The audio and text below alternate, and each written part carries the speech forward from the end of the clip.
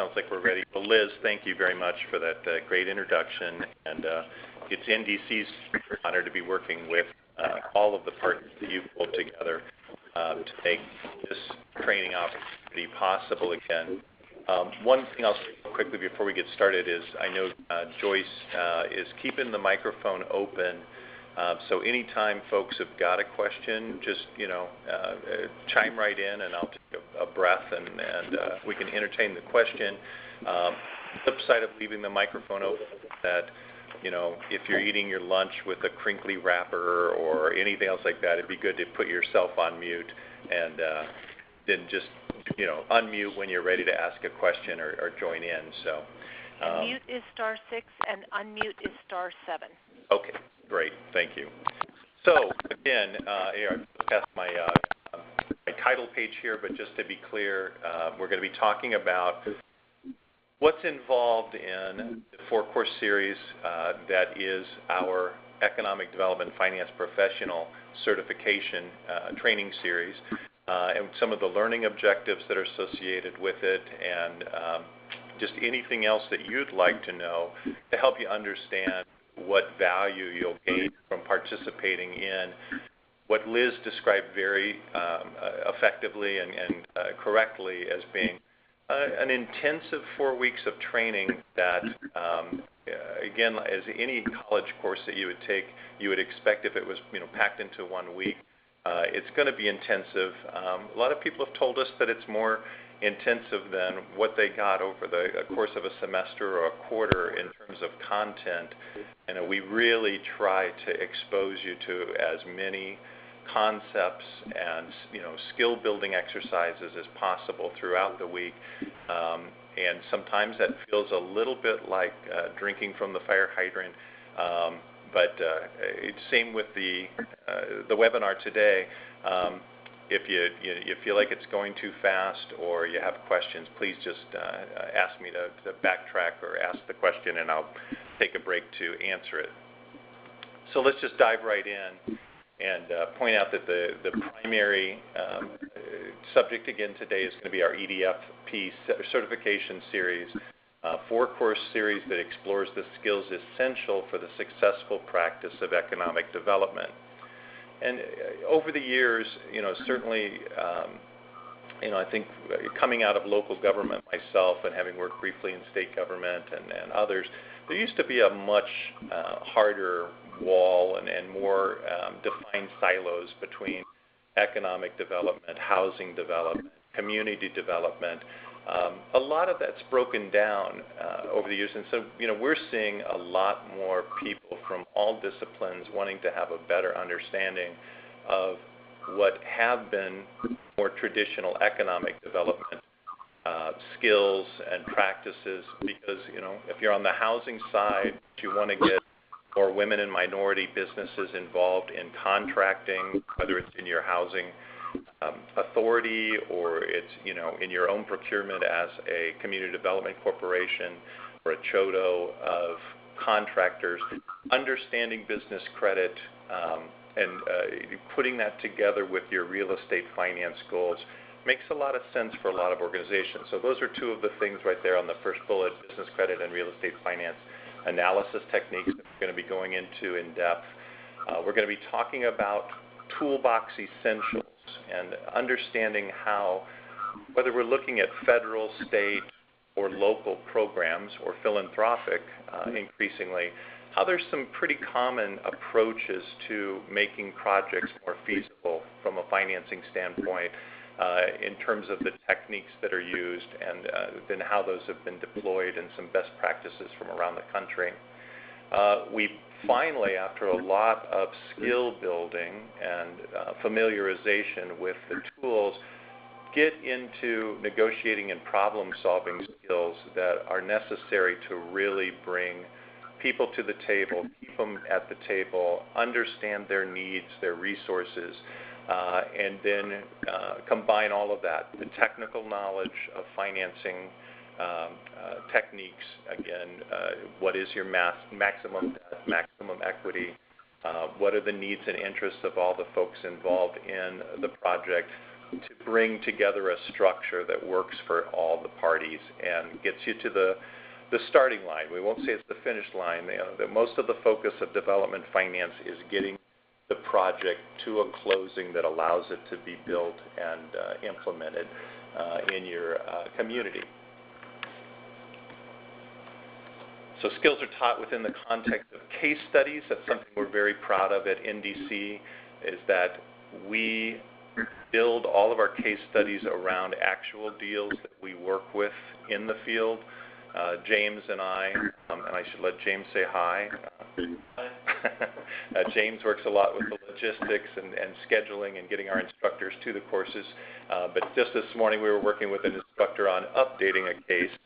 And it's going to be one that's taught in the state of Minnesota. She's working on 3 different affordable housing deals there right now. And, the equity pricing is up to date. The construction numbers are up to date. That's a big part of what we bring in the case studies is real small business and real estate development deals that members of our professional staff have structured and implemented along with our clients and with small businesses, communities on down across the country. So, you'll be challenged as part of these case studies. We go through lecture to make sure that... Did you join a conference call? To join, press 1. We go through lecture primarily to make sure that you understand the background. You are being requested to join a conference call. To join, press 1. Are we all still good here? Okay. Tom, it's Joyce. I'm going to mute the You line. are being requested to join a conference call. And then to to join, come back, press Tom, 1. just do *7. Okay. The conference has been muted.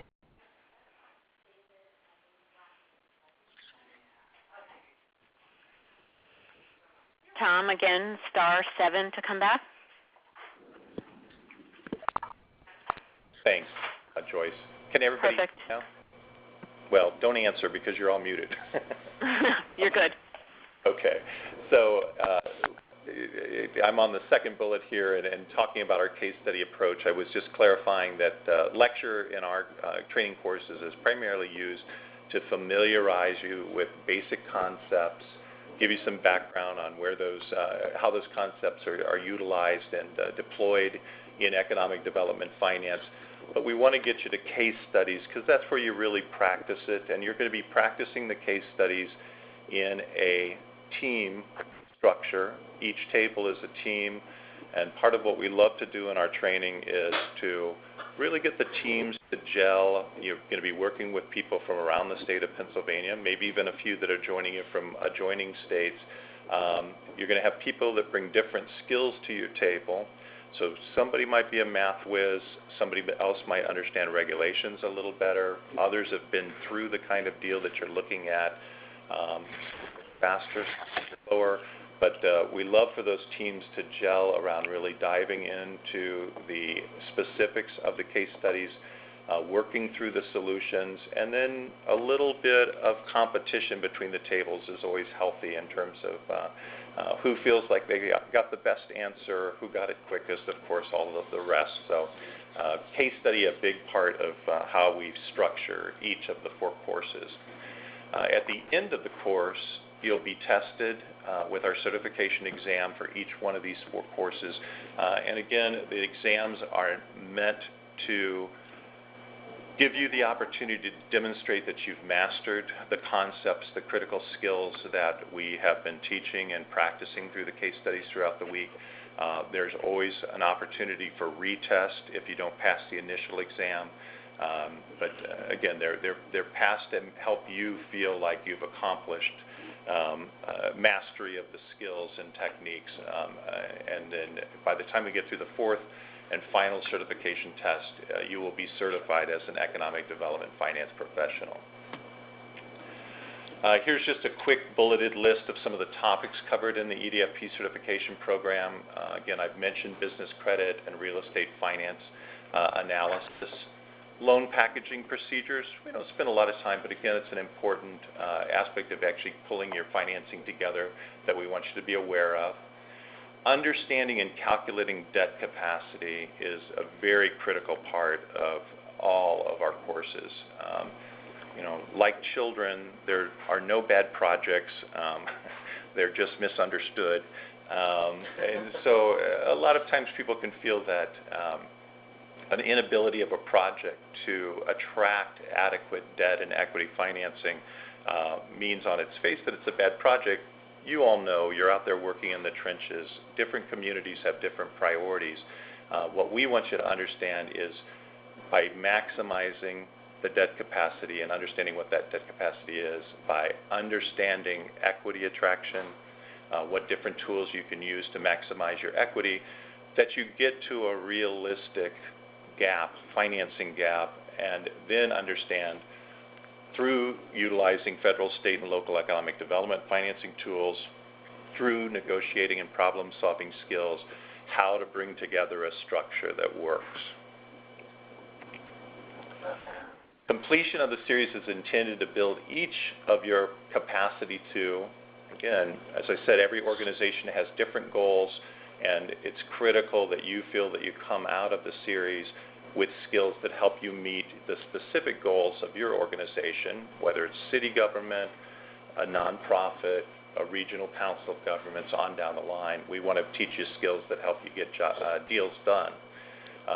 Maximizing private debt and equity for projects is a skill, as I just mentioned on the prior slide, very critical. The reason we want to minimize financing gaps, sometimes the easiest thing to do is just to walk in and say, hey, I've got $500,000 available in CDBG funds right now. I can use it to get this project done. Well, we'd like for you to always think about those tools, whether it's state, federal, or local, as being very scarce, and that by really putting in the least possible gap financing that you can, it'll leave you with more of that scarce resource to move on to the next project and the next project after that, so that you can meet all of your objectives. Critical that development professionals in both nonprofit and government settings are well trained, because we have to appear and actually be credible when meeting with the partners that we need to pull to the table. So private lenders, developers, philanthropic resources and players in our communities, we want them to understand that we understand the basics of development finance and that they're partnering with folks who can get things done. In summary, through the skills that we've outlined here, the goal is that we want you to advance your community or your neighborhood, your city, your state, whatever your role is, your organization, and your career by participating in the series. A quick overview of the 4 courses, and I won't just read these to you. I'm trying to summarize, and I'll move along here. But again, ED 101 is the first course, and it's meant to be an overview course of all aspects of economic development finance.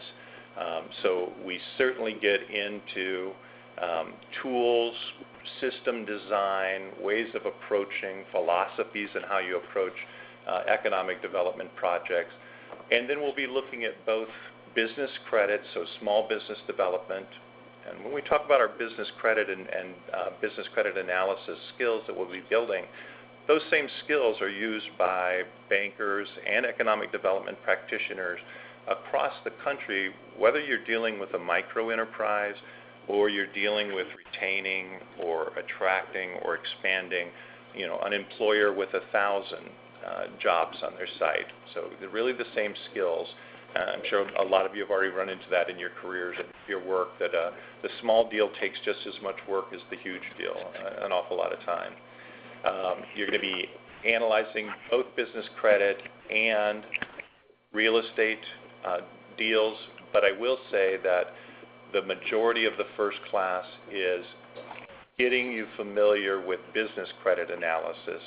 We have 1 day of kind of introductory real estate development, but the business credit mastery of how you spread and identify the strengths and weaknesses of operating businesses is very critical in terms of getting you ready for the second course, which we'll look at here in a second.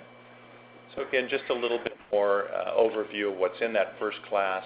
We'll be looking, as always, and I foreshadowed this hopefully adequately, debt capacity. And debt capacity in a real estate deal approached very much the same way that it's approached in a small business deal. You have to have cash flow, either in the form of net operating income or the gross funds flow in a small business that determines just how much they can afford to borrow. And either then we close financing gaps to help them to get the project done using economic development toolbox programs, or sometimes you have to go back to the project, again, I think as a lot of you know, and re-engineer it so that it's more reasonable. The small business might want to be able to grow its plant and equipment that it has for 10 years of growth. Well, maybe right now the best they can hope to do is to grow, do an expansion that allows them to support 3 years, come back and do it again in a few more years. So we'll go through all of those types of scenarios. Specific economic development finance overview, business credit analysis, fixed asset financing, plant and equipment, real estate finance fundamentals, and how economic development finance programs help close gaps in both types of projects. 201, you're going to take the basic understanding that you gained of business credit analysis in the first course and move all of those skills to the next level.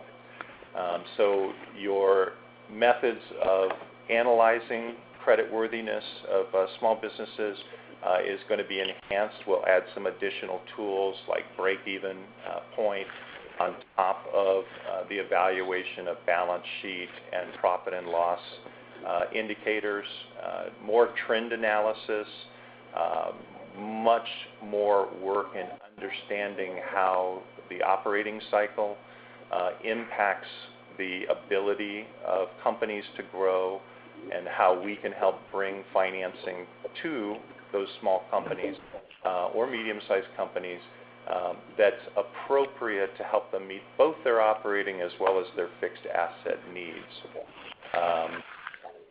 So again, specific topics, as I mentioned, the credit analysis project, permanent working capital, again, that's how we match up operating needs with the actual dollar amounts that are needed to be on hand to help a business grow.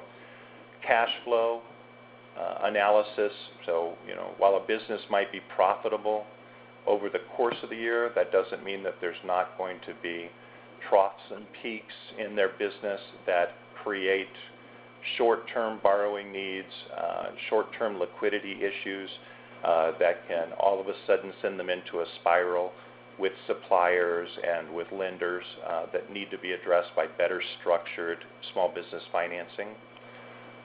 Projections of growth is something that we'll get into in ED 201 as well. And deal structuring in all of these through the case study approach, critical to understanding that, as we warm you up in ED 101, ED 201, we'll look at real estate here in the next course, sometimes there's really only one good answer for some of these cases. As you go along through each course and certainly through the series, you're going to have a lot more ability to explore alternative ways of solving problems. And we think that makes for great discussion in the class. The experiences that you've had, the programs that you've run into, the problems that you've seen, and how collectively we can discuss ways to overcome those obstacles to progress. Finally, ED 202, finally until we get to the final, is picking back up on that first day in ED 101 of real estate finance and going on real estate finance. Looking at the process from the perspective of lenders, developers, and equity investors. You're going to be analyzing deals, retail, office, mixed use, that look at the kinds of rates of returns that developers expect if they're going to come to the table, if they're going to partner with you. to help you reach your development goals. Or if you're a CDC that's doing your own development, well, then a better understanding of why your counterparts in the private sector are looking for internal rates of return on the present value of all of the benefits that they see in a real estate project, or more immediately, we look at cash-on-cash returns every year to see how much cash is actually in your pocket without looking at some of the other appreciation and tax benefits that are associated with real estate. In all of the deals that come to us, the reason that we're involved is that there is an obstacle to bringing them to fruition, and an awful lot of the time that obstacle is related to the financing. Sure, we'll talk about times when it's environmental, when it's zoning related. It used to be NIMBY, not in my backyard. A lot of communities we work in, it's nope, not on planet Earth. They don't want to see the project anywhere. So those kind of issues are always going to be there, and you have to deal with those as well. Project design, historic compliance, on down the line. We'll be talking about how all those issues interplay. Almost all of them have an impact on project financing, and so we do feel that financing skills are incredibly critical and necessary for you to understand if you're going to bring projects to fruition. Should I stop there for just a second? If anybody has any questions at this point, feel free to take yourself off mute and ask. All right, I'll dive ahead. Hopefully some of you are still there. I told you I'm long-winded. Again, here's just an overview of some of the specific topics included, and you can see there's an awful lot of them there. So while business credit has 2 courses primarily developed or dedicated to it, we really pack a lot into ED 202 with regard to real estate finance. And that said, it's a great class that flows well. I always enjoy teaching it, and I hope you'll all be joining us for it. Finally, I think I said finally before, we get to the Art of Deal Structuring, which is the final course in the certification series. And here we're going to be pulling together all of the skills that you've learned in the prior 3 courses, passage of the 3 courses, either through the initial exam or through the re-examination, are prerequisites for participation in ED 300. And again, we know you all can get there. That's what the course is designed to do, to make sure that step by step you're building the skills that will get you to this final course. But here we'll look at the hard skills that you've learned in terms of calculating debt capacity, understanding and calculating equity attraction, looking at returns available to a developer, understanding financial trends in small business balance sheets and profit and loss statements that impact their ability to secure good financing for their projects, and pulling all of those into a problem-solving format and approach that helps you understand, again, some of those non-financial issues as well as the financial issues, and deal with both of them to arrive at a proposal for a solution that you believe can work for all related parties.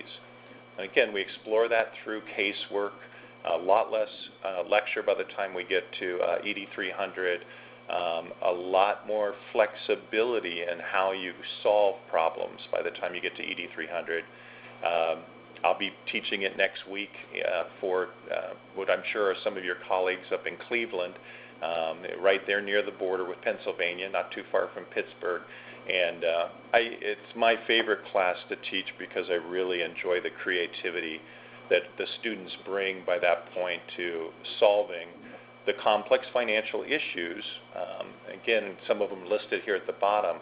You know, we're looking at small businesses that need a workout, or a real estate project that needs a workout because they can't afford the debt that they have at this point, looking at ways to keep businesses in business by helping to finance buyouts by successive owners.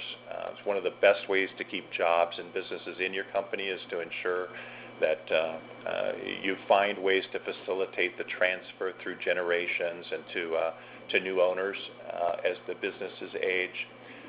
And then we'll go deeper into tax credits, new market tax credits, rehabilitation tax credits, historic tax credits in real estate projects that help close financing gaps there.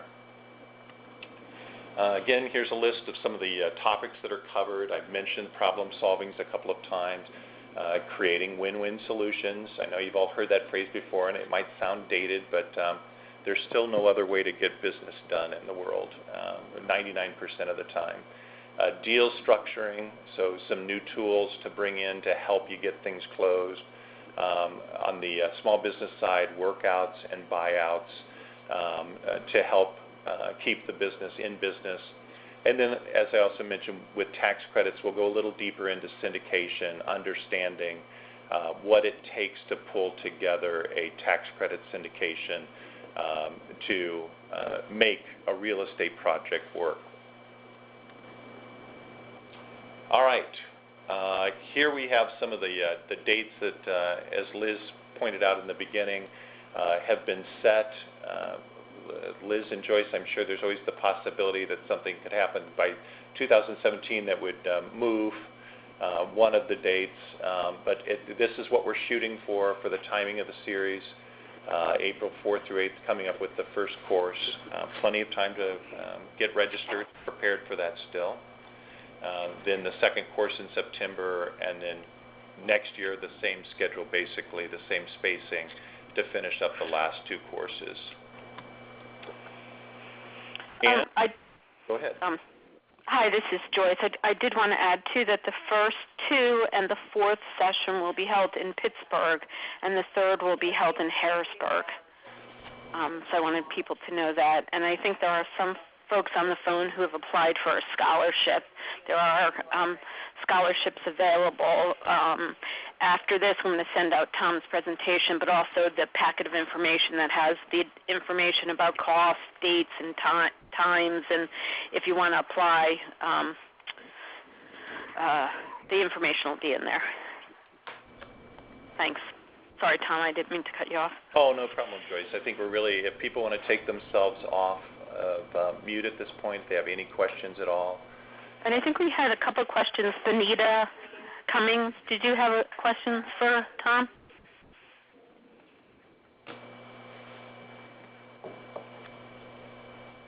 You want to remind how people can take themselves? Oh, I'm sorry. You know, I can just do it from here. I'm going to unmute everyone. The conference has been unmuted. Hello. Hi, is that Benita? Yes. How is everyone? Happy New Year. Likewise. Well, same to you. Yeah, I was just wondering, what is the organizer's expectation of education requirements for your participants? And I also wanted to know, in order, to have success, like what technology is being recommended? Is there specific types of, laptops or particular resources or tools that you should be working toward having available to you? Right. Those are great questions. And the good news is this technology we feel you all have, a number 2 pencil. So, no, in addition to that, look, we're kind of at a point right now where we are exploring ways to add more spreadsheet analysis in our ED series. We have done that with our housing series. What we still find is that to get people really familiar with the skills that we're trying to teach, that we find still sometimes the technology is more of a distraction than an aid.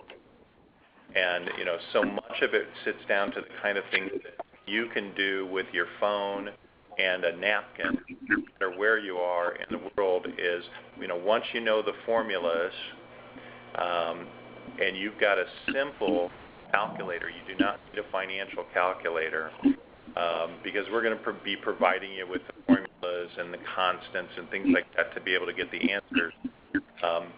So a simple calculator, either on your phone or a standalone, a pencil, which we ship to you at the classes, and you can take them home. They say National Development Council on them, are really all that you need at this point.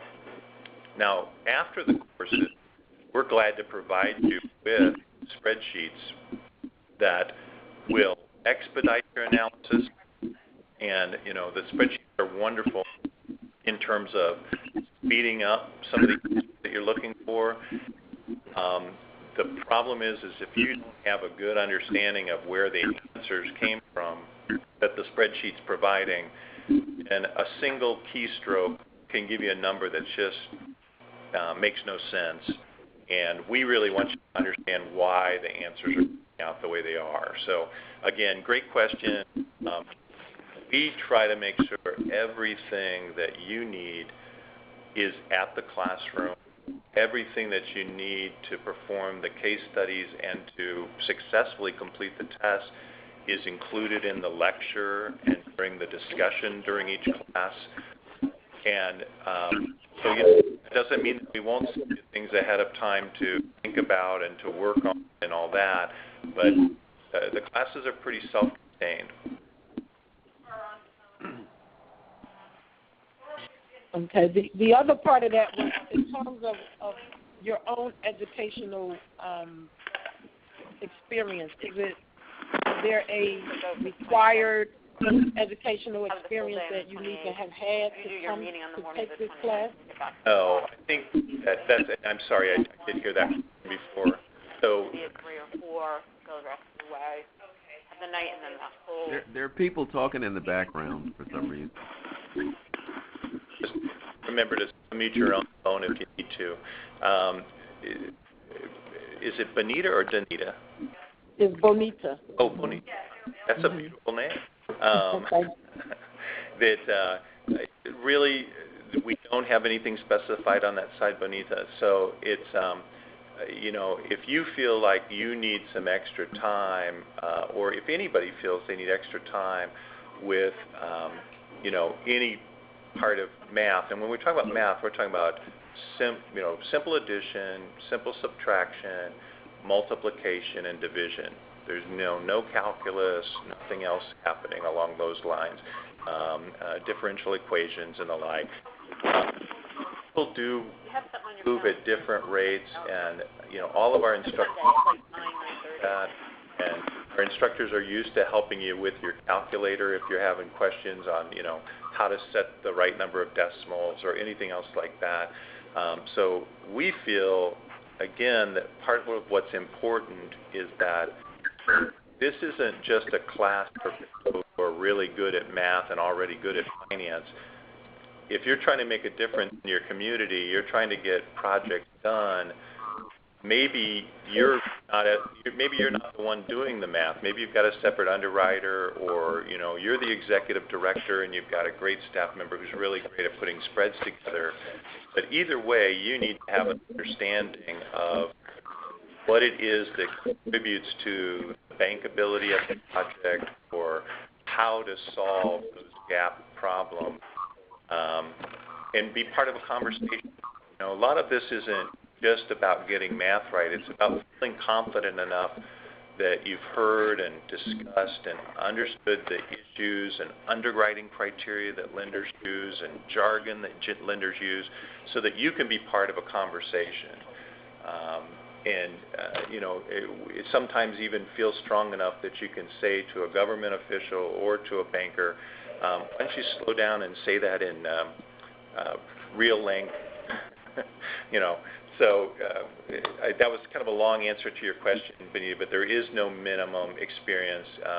Every one of our students is an adult student, so we know you've got really good experience. You've survived.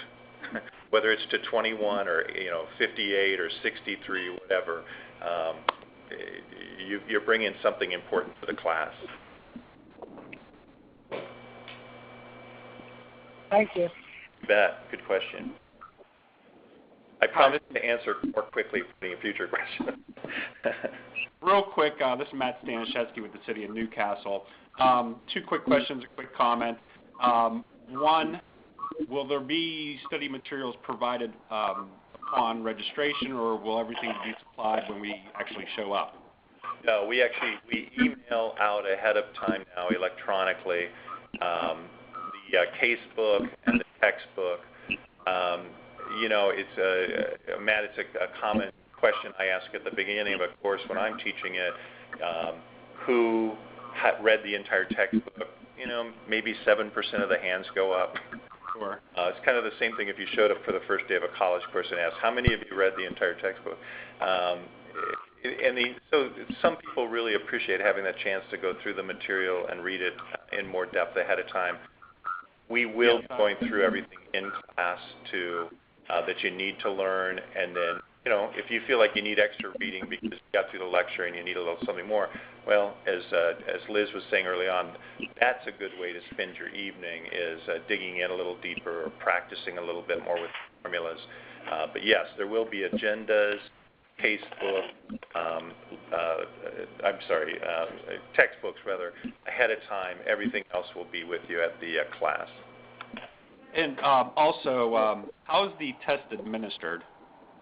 It is the final day of each week is really just exam day. And so on the first 3 courses, we provide you with a minimum of 5.5 hours to get through. Well, wait a minute, 4.5.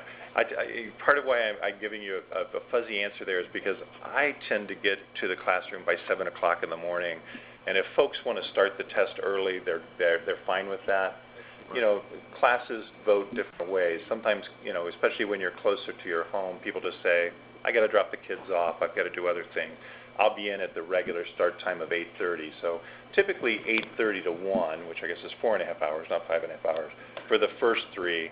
And then the final examination for ED 300 is 5.5. So that's 8:30 to 2. And in each of those cases, it's very typical that instructors will provide extra time at the beginning if you want to come in early to get the test started.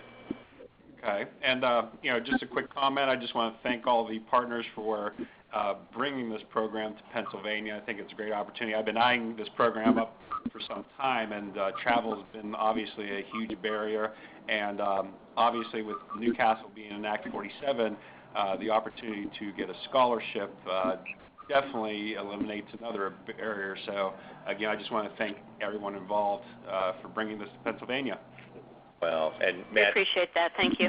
Yeah, and you're not the only one. We're working in a number of communities there in the state, and area resources are tight everywhere, and that's why I do think for your decision makers, for all of you, to go to a boss or you are the boss, being able to work smarter with your resources that are left is really critical in these times. I mean, we don't see a future anytime soon where suddenly the downward trend in federal support for community development is going to change. We know the states are strapped, cities are strapped. So, it's a tired saying, but we really do all have to work smarter with what we have if we want to get projects off the drawing board and into our communities. So. Absolutely. Thank you very much. Thank you, Matt.